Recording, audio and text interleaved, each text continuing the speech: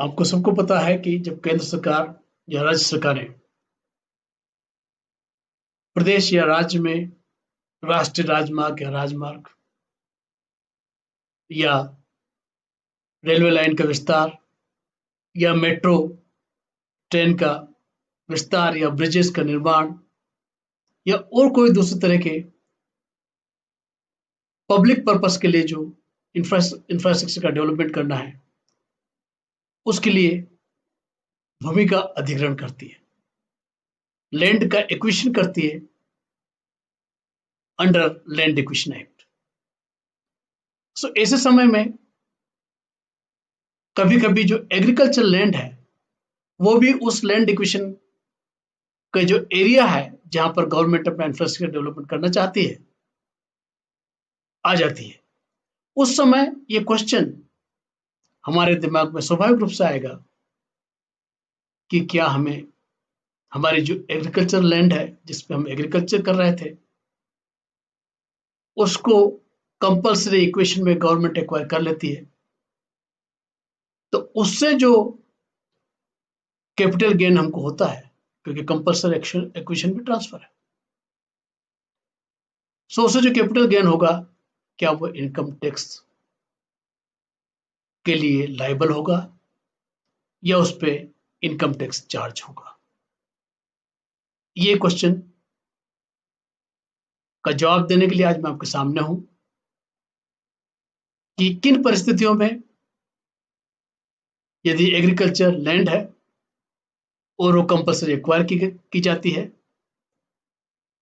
तो आपका capital gain charge नहीं होगा, एग्जम्प्ट होगा। उसके पहले अपने बारे में थोड़ी सी बात। मैं 31 वर्ष की भारतीय राजस्व सेवा में सेवा के बाद प्रधान आयकर आयुक्त के पद से सेवानिवृत्त हुआ। मैंने अपने सेवा काल में देश और विदेश के कर्मचारियों अधिकारियों को प्रत्यक्ष करों में प्रशिक्षण देने का काम किया है। बाकी परिचय आपके सामने है, मैं ज्यादा उसमें समय अपना नहीं लूंगा। तो चलिए अपन चर्चा करते हैं उस सेक्शन की जो हमें एग्रीकल्चर लैंड के सेल पर इनकम टैक्स से छूट दिलाता है, जो इनकम टैक्स के दायरे से हमको बाहर करता है। वो सेक्शन है section 1037 of the income tax act. उसके अंदर कंपल्सरी एक्विजिशन से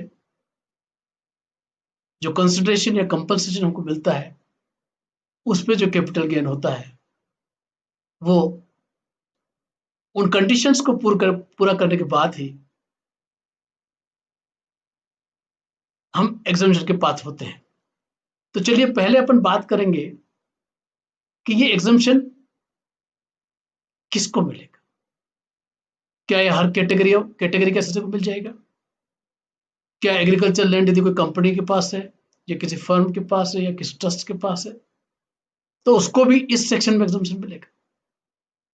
ये जानने के लिए अपन सेक्शन के प्रोविजन को समझने की कोशिश करते हैं। तो देखिए किसको मिलेगा। एक कैटेगरी है इंडिविजुअल व्यक्ति। इंडिविजुअल यदि आप हैं और आपके केस में एग्रीकल्चर लैंड एक्वायर हो रही है सब्जेक्ट टू फुलफिलमेंट, जो दूसरी कंडीशन में आपको बताऊंगा, या ये जो एग्रीकल्चर लैंड है वो एचयूएफ की है। तो दो कैटेगरी है कि एसएससी है, पर्सन्स हैं जिनके ऊपर इस सेक्शन के प्रोविजन एप्लीकेबल होंगे। अब इसके बाद अगली बात हम करेंगे कि वो लैंड कौन सी है, कौन सी जमीन एग्रीकल्चर लैंड है। क्योंकि सामान्य तौर पर जो ग्रामीण क्षेत्रों में जो कृषि भूमि है, जो एग्रीकल्चर लैंड है, यदि उसको सेल किया जाता है तो वो कैपिटल गेन के दायरे से बाहर है। इवन इनकम टैक्स एक्ट के सेक्शन 214 में जब कैपिटल असेट को डिफाइन किया गया, क्योंकि जो कैपिटल असेट होगा उसका ट्रांसफर होगा तो कैपिटल गेन होगा। सो जब तक एग्रीकल्चर लैंड कैपिटल असेट के दायरे में नहीं आती, डेफिनेशन के दायरे में नहीं आती, तब तक कैपिटल गेन नहीं होगा। सो सेक्शन 214 में उनने कुछ एक्सेप्शन किए हैं एक्ट के अंदर, इनकम टैक्स एक्ट के अंदर, कि यदि एग्रीकल्चरल लैंड, इवन उस पर एग्रीकल्चर हो रही है, वो ऐसे म्यूनिसिपैलिटी एरिया के अंदर है या कैंटोनमेंट एरिया के अंदर है जिसकी पॉपुलेशन 10,000 या उससे ज्यादा है,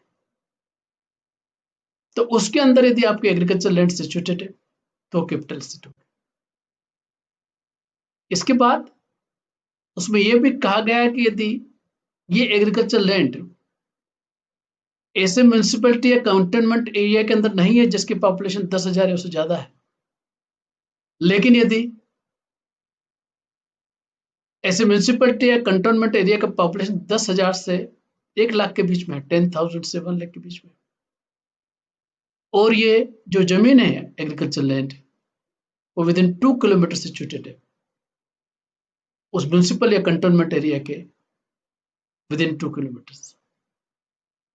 सो वो एग्रीकल्चर लैंड भी कैपिटल सेट होगी। इसके बाद यदि जो म्यूनिसिपैलिटी है या कैंटोनमेंट है उसका एरिया 1,00,000 से 10,00,000 के बीच में है, और यदि ये जो एग्रीकल्चर लैंड है विद इन 6 किलोमीटर जो म्यूनिसिपल एरिया है उसके बियॉन्ड विद इन 6 किलोमीटर यदि ये सिचुएटेड है with in the 6 kilometre from the municipal area, वो भी कैपिटल सेट होगा। यदि म्यूनिसिपल कॉर्पोरेशन का पॉपुलेशन, म्यूनिसिपैलिटी या कैंटोनमेंट का पॉपुलेशन 10,00,000 से ज्यादा है, तो यदि agriculture land with in 8 kilometre from the municipal area situated है तो भी ये कैपिटल सेट होगा, और नॉर्मल केस में कैपिटल गेन पर इनकम टैक्स के लिए चार्जेबल होगा। लेकिन हम यहां सेक्शन 1037 की बात कर रहे हैं, इसलिए इस स्पेसिफिक एरिया के अंदर जो एग्रीकल्चर लैंड है जो अदरवाइज कैपिटल गेन पे इनकम टैक्स के लिए चार्जेबल है उसके एग्जाम्पशन की बात कही गई है। सो उसमें एक कंडीशन जो हमने डिस्कस कर ली कि स्पेसिफाइड एरिया के अंदर लोकेटेड है तो एग्रीकल्चर लैंड है, उसको एग्जाम्पशन मिलेगा।